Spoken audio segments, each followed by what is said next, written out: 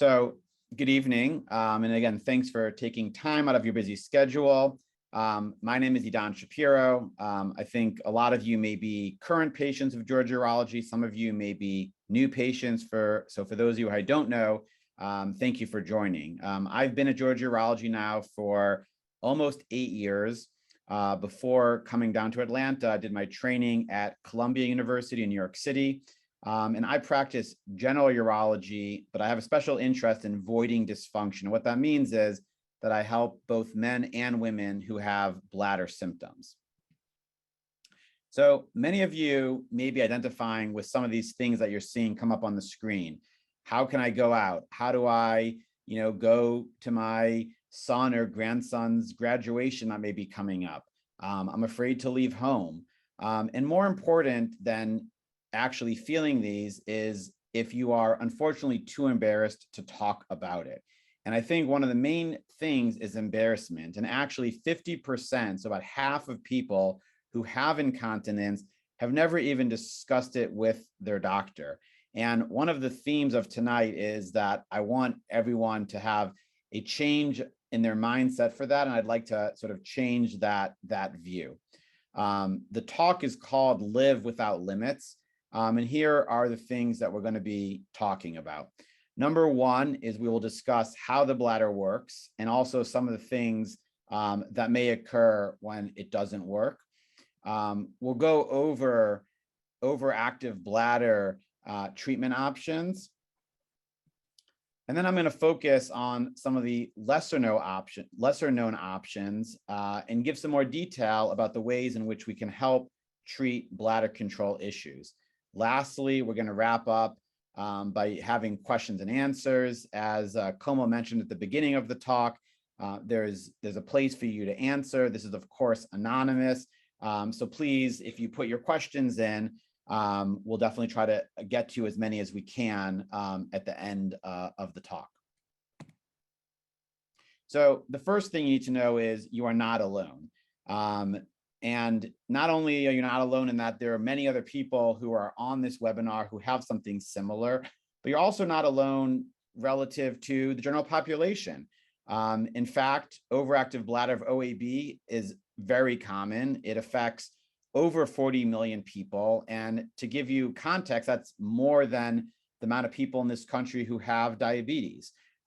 This is 1 in 6. If you take into account individuals who have FI, which is fecal incontinence, which is overactive gut, that's another 20 million people. So we're talking about here, close to 65 million people in the country. And you may be asking yourself, if it's so common, why haven't I heard about it until now? And part of that answer to that is what we mentioned on the slide before, which is about embarrassment. A lot of people come in and say they've been self-managing, self-treating with fluid restriction or wearing pads, restricting their social activities. At the same time, unfortunately, a lot of providers don't realize the patient's perspective, don't realize how embarrassing it is to talk about. And sometimes we as the providers don't even ask. So it stays hidden. And the problem is that this can ultimately lead to poor feelings and actually poor health. So it's important to know that incontinence is not a normal part of aging. It is not something that you should just have to live with. It's not something you should accept or ignore or leave untreated. And some of these descriptions may sound familiar to a lot of you. Going suddenly, bathroom mapping, people talk about where they know everywhere they go, they have to go to a bathroom if they're even able to go out. And the bottom line is that overactive bladder or OAB can be, as we mentioned, embarrassing and have a significant impact on your quality of life. And if that's the case, you need to listen to your body, because this may be a sign that your body is trying to tell you something. So that's a lot of negative. Let's be a little bit more optimistic and say there's good news. And the good news is that there are treatments, there is help available. And at the end of this talk, I want whatever you pick to know that you can get a solution to your issues, and don't let your bladder control your life. So to understand a little bit better about what your body is saying and what may be going wrong, I have this sort of little diagram here, and this sort of talks about the way in which the bladder and the brain are actually very closely connected and are in constant communication. I think with a lot of things in our body, when everything's working well, we don't really give it a lot of thought. We get a signal, I got to go to the bathroom. Let me wait till this game is over. Let me wait till the movie is over. Let me wait till I'm out of the restaurant. And you don't really think about it. But what's actually happening is, as your kidneys, which in this picture are shown in the middle, as your kidneys produce urine and that urine goes down to the bladder starts to fill. And as the bladder is starting to fill and stretch, the bladder sends a signal to the brain, and it stimulates the brain to say, start getting ready to think about and signal to me that I have to go to the bathroom. And then ultimately what happens is the brain then signals to the bladder to say, it's time to go. Sometimes we can suppress that for a short period, but then when we ultimately want to go, the brain is actually what's controlling the bladder squeezing.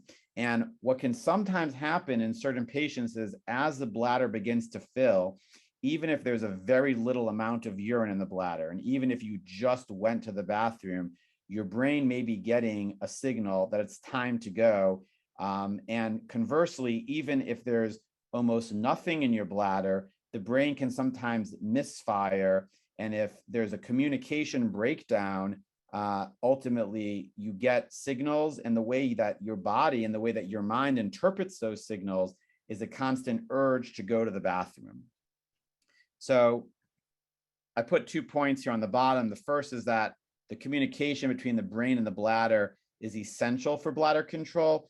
And the second is that any communication breakdown can cause bladder control problems. And I want you to keep both of these in mind when we talk about different treatments, and it'll help differentiate some of the treatments from the other ones.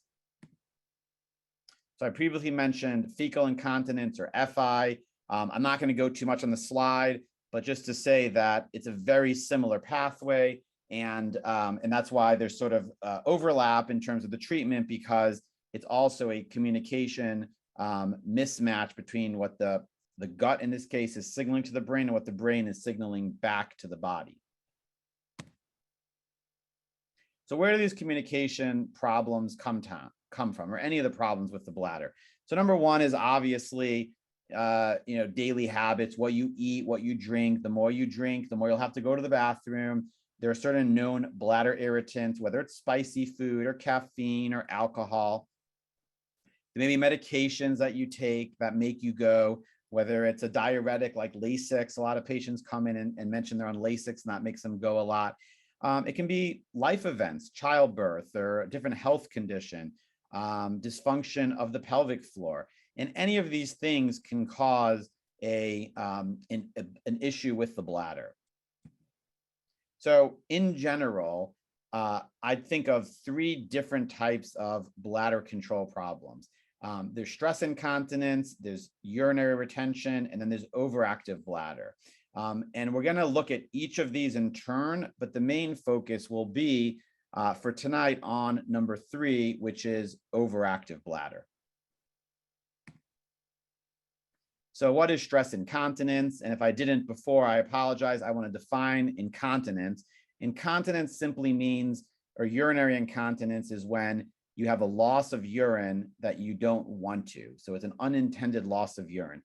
Stress incontinence is something that happens with physical activity. If you're jumping, if you're laughing, coughing, or sneezing, and you have a pressure on your bladder, that can cause the bladder to squeeze, and that may ultimately cause the bladder to leak without you wanting it to.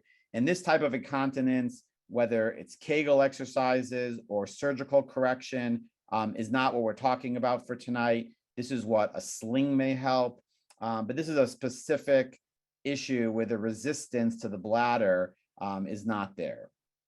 There's urinary retention. This is when you can't go. It may be caused from a physical obstruction that's actually blocking or plugging up the bladder that you can't go, or it could be due to where the bladder just cannot generate a force anymore, and because of that, it overflows, and then it can't generate a force. Either way, sometimes when it gets so full, you can actually have states where there is what's called overflow incontinence, where the bladder just leaks because there's so much urine in the bladder. And again, this is not the focus of tonight. But let's now focus on OAB, or overactive bladder. Overactive bladder comes sort of in two varieties. I want to separate. There's urge incontinence, and that's when you have an urge to go to the bathroom, but you can't make it in time. So you have that signal, it comes on, super quick. You want to make it to the bathroom. Before you make it, you leak. Some people have to wear pads or other protective garments or different mechanisms so that they don't wet the sheets or wet their clothes. There's also something called just urgency frequency. And this is just frequency and urgency, but not necessarily with incontinence. Some people differentiate these as wet overactive bladder, which is the top one, versus dry overactive bladder, which is the bottom. And it's a job of the provider to differentiate these two, but they both really stem from this definition that we say is overactive bladder. It's also important to recognize that overactive bladder does not necessarily characterize one specific process or one specific cause, but rather it's really just defined by these symptoms which we just spoke about. So it comes in multiple varieties and multiple flavors depending on the patient. So there are a number of steps to find the best treatment. There's conservative treatment, which could be lifestyle changes. There's all the way to advanced treatment. And I call these first, second, and third. We'll take a look at each of these. And for every individual, everyone's unique, and everyone has a higher or lower threshold for what they'll tolerate in terms of taking a medicine, whether or not they have side effects from medicine, whether they want a procedure, whether they don't want a procedure. And it's really the job, our job, my job, is to figure out what makes the most sense for you. This is something interesting that I wanted to highlight. This is a care pathway. So a lot of different things in medicine now have these care pathways. And the point of the care pathway is basically to have a standardized way that you can get a patient from a more conservative to more advanced treatment in whatever it is. And in this case, it's for overactive bladder. This is a care pathway that we've developed here at Georgia Urology that we try to implement with all of our overactive bladder patients. And we know from studies that care pathways are very beneficial to the patient. It gives you a very clear understanding of the different steps. It gives you a clear understanding of the path. And it also just lays everything out for you.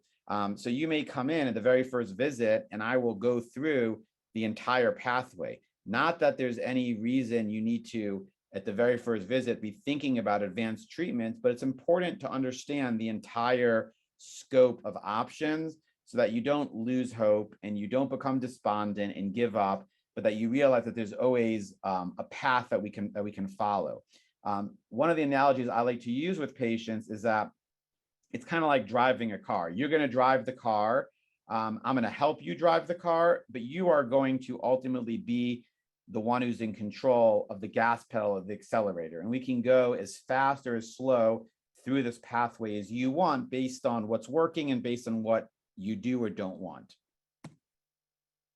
So first line treatments, the first thing to try is often just simple lifestyle changes, behavior modifications. This can be dieting. Overweight can be a cause of overactive bladder. Exercise, you can do biofeedback or pelvic floor muscle therapy.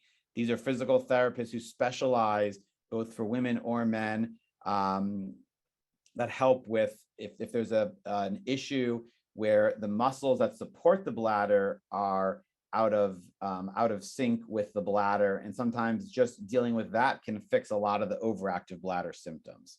Sometimes these work well, sometimes they don't work at all. There's oral medications.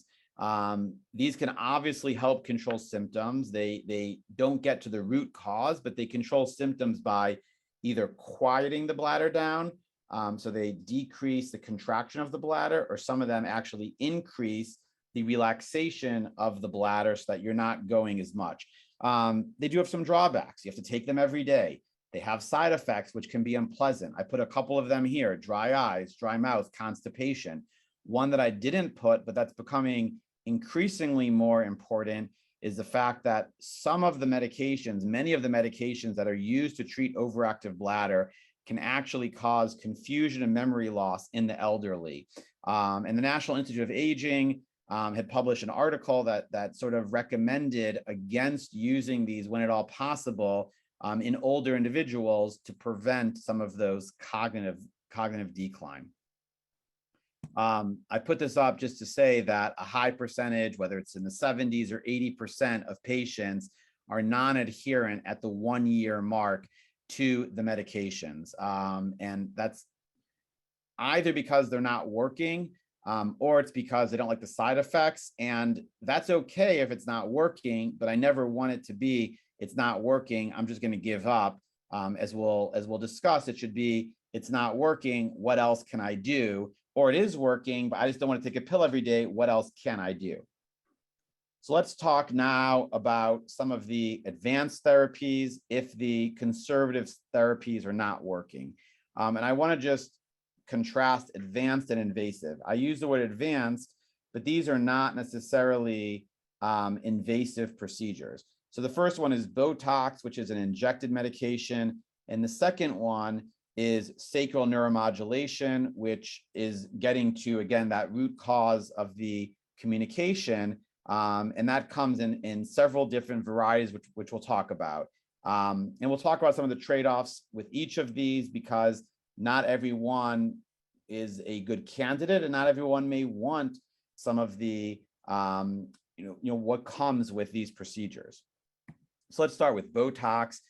This is a medication that treats the symptoms, similar to the way the pill, this is a treatment, but similar to the way that the medication does. It really just focuses on the bladder muscles and not necessarily the nerves.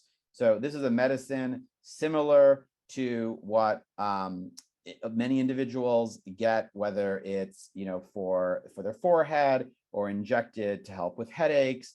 It's the same medication, but in this situation, we inject it through a camera into the bladder. And by injecting into the bladder, it basically paralyzes or stuns the muscles of the bladder so that they don't squeeze as hard. And that's why I mentioned that it's somewhat similar in concept to medications, where it's not getting to the root cause, but it's sort of just treating the symptoms of an overactive bladder.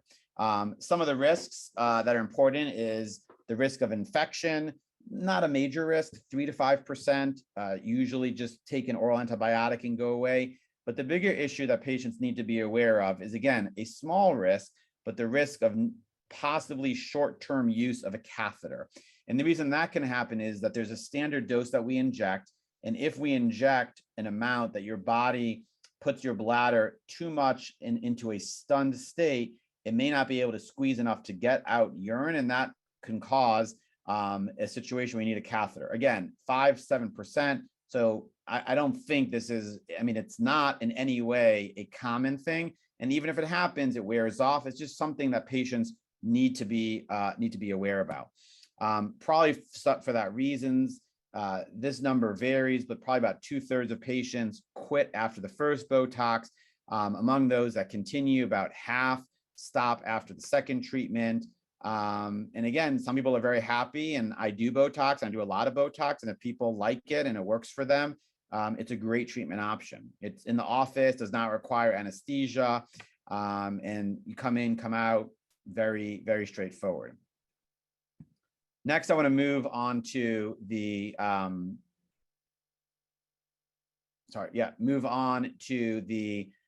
tibial nerve stimulation. This is under the category of sacral neuromodulation.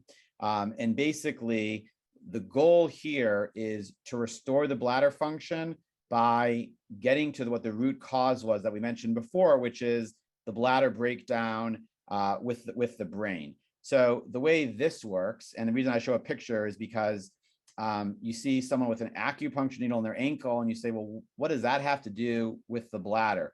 And the reason is that the nerve that goes down right behind the ankle bone in the back part of your leg actually is a nerve that goes up, and you can see on the bottom right, goes up all the way to the nerve roots that come out from the spine that go to the bladder. So by stimulating the nerve in the leg, whether with this electrode or whether it's with an implantable device that's now FDA approved, this can often help restore function.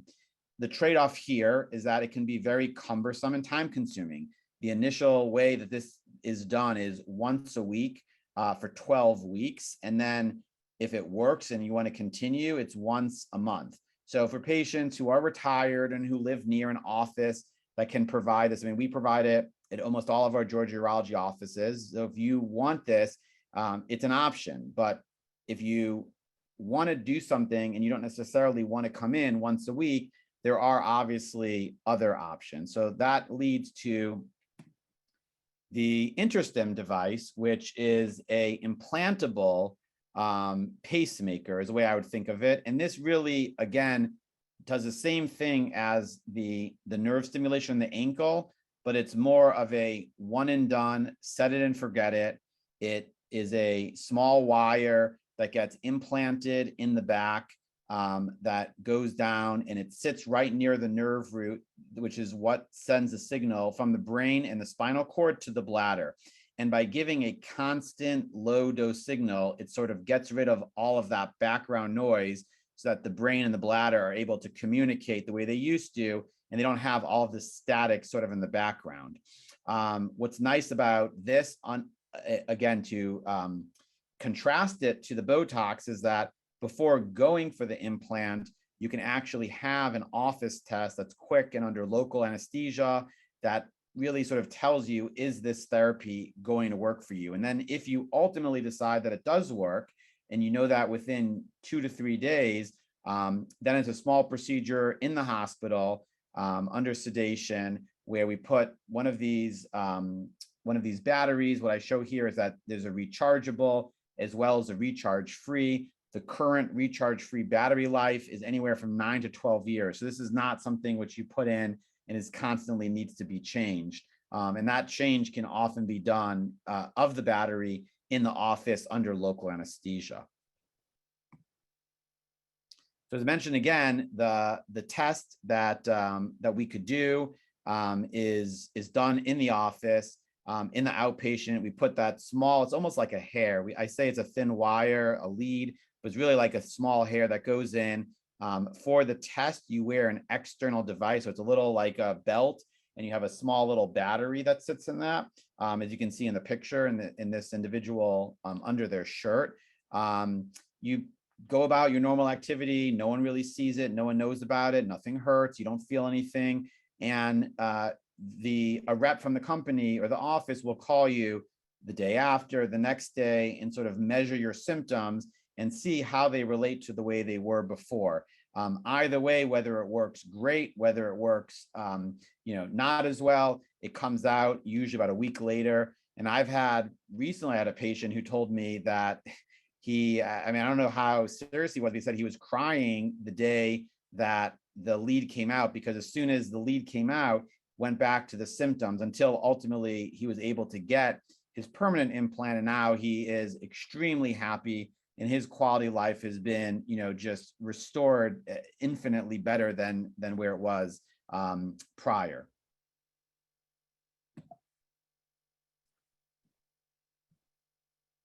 So this is proven. The success rate, 85% satisfaction, 76%. So 3/4 of people have success. And I want to just define success. Success doesn't necessarily mean that you go from going 5 pads a day and wet all the time to being completely bone dry. Success means that a greater than 50% change in your symptoms from your baseline of symptoms. So what that means, if you're waking up 5 times at night and now you're waking up 1 or 2 times at night, that's a clinical success. And the reason that's defined as a clinical success is because generally patients have a tremendous benefit and report success from it. This is not a new therapy. It's been around for decades. About 400,000 people, I think, is the current tally of people worldwide who have had this therapy. And it really does help for a lot of people. The current one, so anyone who would have any implant in the last year, 2 years and going forward, these are MRI compatible. It allows you to have a full body scan, both with the 1.5 Tesla magnet as well as the 3T magnet that will allow you to do that. So don't worry about that. You're not going to set off metal detectors. We of course give you a card, but you can go to the airport and you can travel and no